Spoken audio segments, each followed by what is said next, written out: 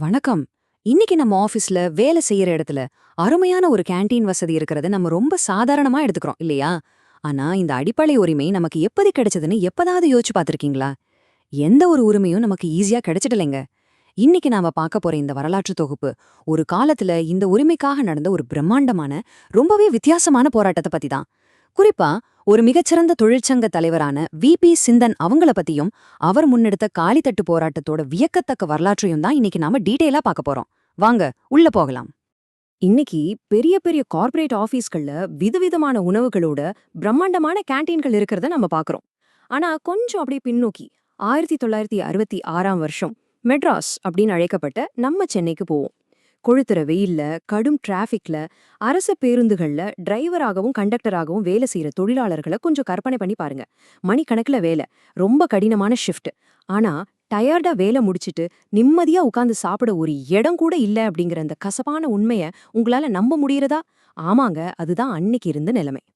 1966 அப்போதைய முதலமைச்சர் திரு எம். பக்தவத்சலம் அவங்களோட ஆட்சி காலம் அது. போக்குவரத்து கழக பணிமனைகள்ல டிரைவர்கள், கண்டக்டர்கள், மெக்கானிக்கல்கள்னு ஆயிரக்கணக்கான பேரை வேலை பார்த்துட்டு வந்தாங்க. அவங்களுக்கு ரொம்ப நீண்ட நேர ஷிஃப்ட் வேலைகள் இருந்துச்சு.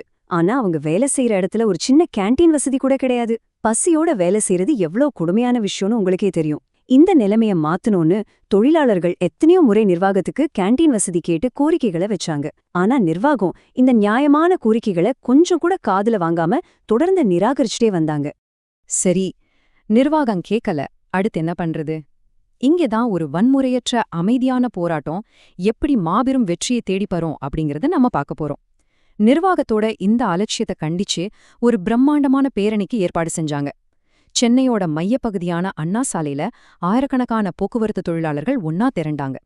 ஆனா அவங்க கையில எந்த ஆயுதமும் இல்ல. அதுக்கு பதிலா ஒவ்வொருத்தரும் தங்களோட கையில ஒரு வெறும் சாப்பாட்டு தட்டை மட்டும் ஏந்திக்கிட்டு ஊர்வலமா வந்தாங்க. அது நிஜமாவே ஒரு அற்புதமான காட்சி. இந்த வித்தியாசமான நூதனமான போராட்டம் மக்கள் மத்தியிலையும் அரசாங்கத்தோட பிரதிநிதிகள் மத்தியிலையும் மிகப்பெரிய தாக்கத்தை ஏற்படுத்துச்சு. இதோட விளைவா போக்குவரத்து பணிமனைகள்ல கேண்டீன் வசதி அமைக்கும் உரிமை வெற்றிகரமா வென்றெடுக்கப்பட்டுச்சு. அந்த பேரணியில ஒரு பவர்ஃபுல்லான முழக்கம் எழுந்தது. அது என்ன தெரியுமா? தட்டு எங்கே, சோறு எங்கே? எவ்வளவு சிம்பிளான ஆனா ரொம்ப ஆழமான கேள்வி பாருங்க. நாங்க சாப்பிட தட்டு வச்சிருக்கோம், ஆனா கேண்டீன் இல்லாம சோறு எங்கேன்னு ரொம்ப நேரடியா கேட்டாங்க. எந்த ஒரு போராட்டத்துக்கும் ஒரு தெளிவான நோக்கம் இருக்கணும்னு சொல்லுவாங்க. இந்த போராட்டத்துக்கு கேண்டீன் உரிமை அப்படிங்கிற மிக தெளிவான ஒரு நோக்கம் இருந்துச்சு. இந்த எதுகை மோனையோட கூடிய தமிழ் முழக்கம் நேரடியா அரசாங்கத்தோட கவனத்தை ஈர்த்து அந்த தொழிலாளர்களோட அடிப்படை தேவைய ரொம்ப உரக்க சொல்லுச்சு. இவ்ளோ புத்திசாலித்தனமான அதே சமயம் அமைதியான ஒரு போராட்டத்தை டிசைன் பண்ணி அத வெற்றி பாதைக்கு கொண்டு போன அந்த மாஸ்டர் மைண்ட் யாரு? அவர்தான் தோழர் வி.பி. சிந்தன். 1966ல சென்னையில போக்குவரத்து தொழிலாளர் சங்கத்தை உருவாக்குனதுல இவருக்கு மிகப்பெரிய பங்கு இருக்கு. இவருடைய தலைமையில தான் அந்த பிரம்மாண்டமான காலித்தட்டு பேரணியே நடந்துச்சு. தொழிலாளர்களின் இந்த அடிப்படை உரிமைக்கு வித்திட்ட இந்த சிற்பியோட வாழ்க்கை பயணம் நிஜமாவே ரொம்ப சுவாரஸ்யமானது. அவரை பத்தி யாருக்கும் அதிகமா தெரியாத ஒரு சுவாரஸ்யமான தகவல்னு சொல்றேன். அவருடைய இயற்பெயர் சிந்தன் கிடையாது. அவர் மலபார் பகுதியில பிறந்ததால அவருடைய உண்மையான மலையாள பேர் சிண்டன். அவர் புதுச்சேரியில ஒரு போராட்டத்துல ஈடுபட்டிருந்தப்போ நம்ம புரட்சி கவிஞர் பாரதிதாசன் அவர்களோட ஒரு நல்ல நட்பு ஏற்பட்டுச்சு. அப்போ பாரதிதாசன் தான் அவருடைய சிண்டன் அப்படிங்கிற பேரை சிந்திக்க கூடியவர் அப்படிங்கிற ஆழமான பொருளை தரக்கூடிய சிந்தன் அப்படின்னு தமிழ்படுத்தி மாத்தினாரு. ஒரு கவிஞரால மாத்தி வைக்கப்பட்ட இந்த பெயர் அவருடைய ஒட்டுமொத்த அறிவுபூர்வமான சிந்தனையையும் அணுகுமுறையையும் எப்படி கரெக்டா பிரதிபலிக்குதுன்னு பார்க்கும்போது ரொம்ப ஆச்சரியமா இருக்குல்ல. தோழர் வி.பி. சிந்தன் அவங்களோட வரலாற்று பயணம் பல முக்கியமான மைல்கற்களை கொண்டது. 1918ஆம் வருஷம் மலபார் மாவட்டத்துல இருக்கிற எலையாவூர் கிராமத்துல அவர் பிறந்தார். தன்னோட மாணவ பருவத்திலேயே காந்தியடிகளின் அழைப்பை ஏற்று கள்ளுக்கடை மறியல ஈடுபட்டு 6 மாசம் கடுங்காவல் தண்டனை பெற்றார்னா பாத்துக்கோங்களேன். அதுக்கப்புறம் இடதுசாரி இயக்கங்கள்ல இணைஞ்சு 1939ல போர் எதிர்ப்பு பரப்புரைக்காக வேலூர் சிறையில 2 ஆண்டுகள் அடைக்கப்பட்டார். 1966ல சென்னையில பல தொழிற்சங்கங்களை உருவாக்கி தொழிலாளர் உரிமைகளுக்காக தொடர்ந்து குரல் கொடுத்துக்கிட்டே இருந்தாரு. அதோட பலனா 1984ல வில்லிவாக்கம் சட்டமன்ற தொகுதியிலிருந்து ஒரு எம்எல்ஏவாகவும் தேர்ந்தெடுக்கப்பட்டார். ஒரு சாதாரண போராட்டக்காரனா ஆரம்பிச்சு மக்களோட பிரதிநிதியா அவர் உயர்ந்த விதம் உண்மையிலேயே பெரிய இன்ஸ்பிரேஷன். அவருடைய மன உறுதி இருக்கு பாருங்க, அது அவ்ளோ சீக்கிரம் அசைச்சிட முடியாது.